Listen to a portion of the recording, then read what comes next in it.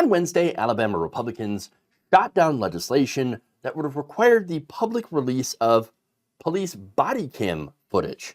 Now, the legislation, which was sponsored by Senator Marika Coleman of Birmingham, would have made body cam and dash cam video footage a matter of public record and require its release within 30 days of someone requesting to view it.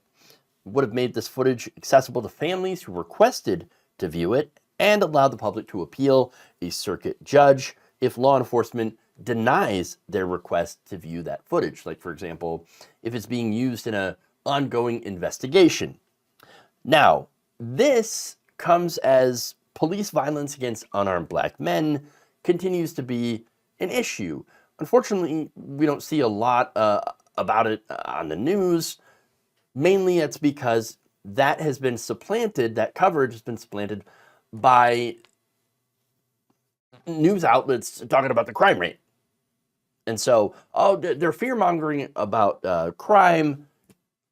Of course, there is no evidence that the crime rate is higher. In fact, the crime rate's actually been going down in the vast majority of the country, save for places like Washington, D.C. All right? So, that said, this legislation was named after two black men who were killed by police last year. One of them was Stephen Perkins, who was shot and killed by police in his front yard in the middle of the night on September 29th. And Jawan Dallas, who was also killed after being tased by two Mobile police officers on July 2nd. In both cases, requests from the media and the victims' families to review the body cam footage to see what actually happened were denied. So they said, well, you can't see this footage. Well, why not? I mean, we would like to know. We would like to see what happened. I mean, your police report says one thing. We'd like to make sure that it matches up with what's on the body cam footage. Now, of course, in the case of Perkins, the body cam footage ended up being leaked to a conservative website called 1819 News back in March. And not only that, but in addition to the body cam footage, there was also surveillance footage from the neighbor's house. Now, the police report had claimed that Perkins had brandished a gun. Well, is that the case? Not according to the surveillance footage. In fact, the surveillance footage basically shows police officers mowing him down seconds after he actually came outside to see what was going on. The department, though, claimed that after officers accompanied a tow truck driver to his house to repo his truck, which was claimed to be behind on payments, even though the family disputes that claim and says he was actually, and provided documentation showing that he was keeping up with his car payment. There was no reason for someone to come and repossess his vehicle. And yet this repo man came up to the house, was escorted by police officers.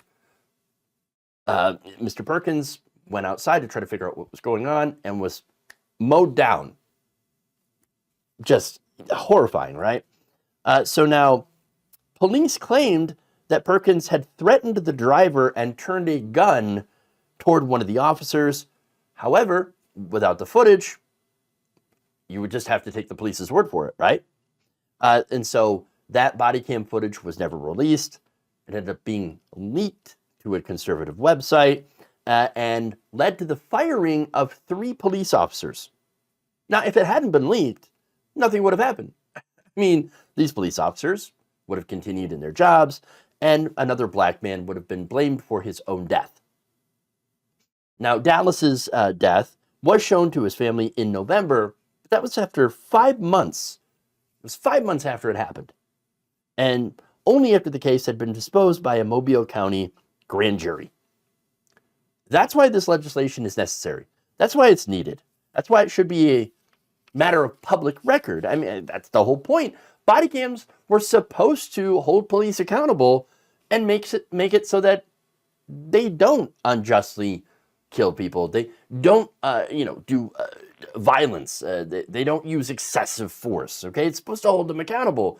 But when police are able to decide whether or not they can release the footage on their own, well, it kind of defeats the whole point. Now, Coleman had told the committee during a morning hearing in the State House in Montgomery that this piece of legislation is not an indictment on law enforcement.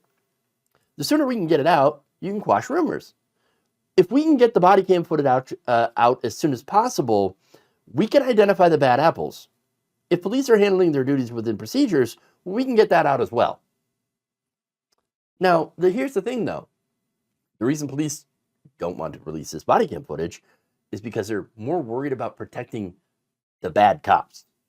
And look, in Alabama, they're able to do so. The state Supreme Court ruled in 2021 by 8-1 margin that police body cam and dash cam videos are, not subject to disclosure requirements of the state public records law.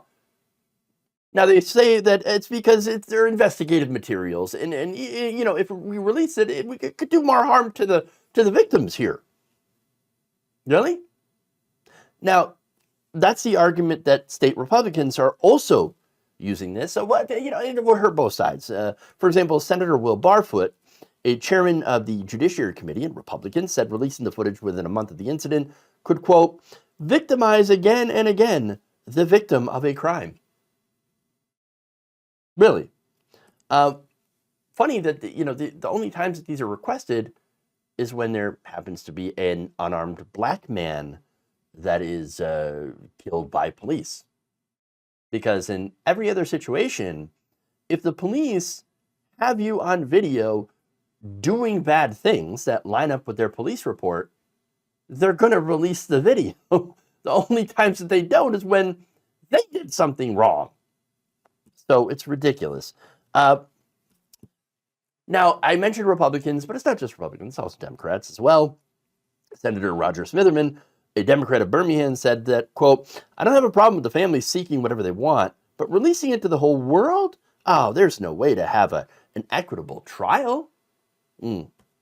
Again, they claim to be speaking for the people who were arrested, but once again, I got to note that that's not the kind of videos that are being held from the public. If they have something on you that supports their narrative, of course that video is going to come out. They're more than happy to send that video out.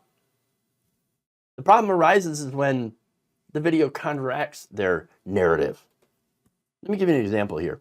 Tyree Nichols, right? The initial police report, Tyree Nichols identified him as a suspect in an aggravated assault and accused him of starting a fight with officers and trying to grab one of their guns.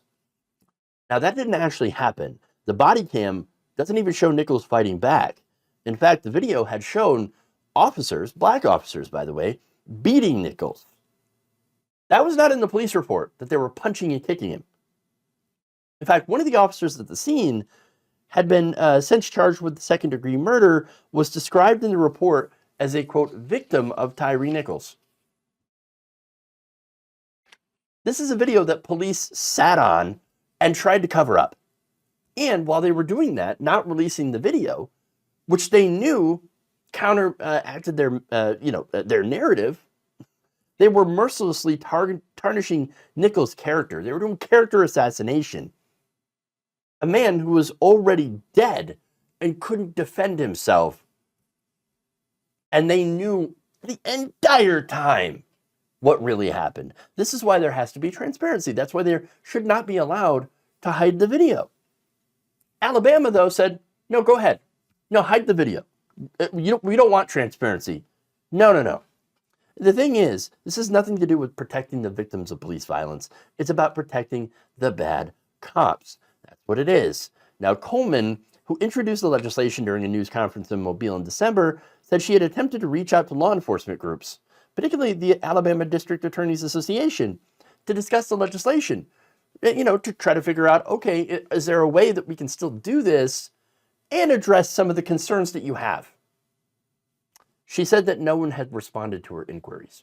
There's obviously something rotten with policing in Alabama, but it's not just Alabama, it's all across the country. Look, we have to do everything we can, obviously, to prevent and solve crimes. Yes, but allowing police to hide the footage of themselves doing wrong only encourages them to continue to do more wrong. And when you protect bad police officers, it shouldn't be a surprise that you encourage more bad people to become police officers.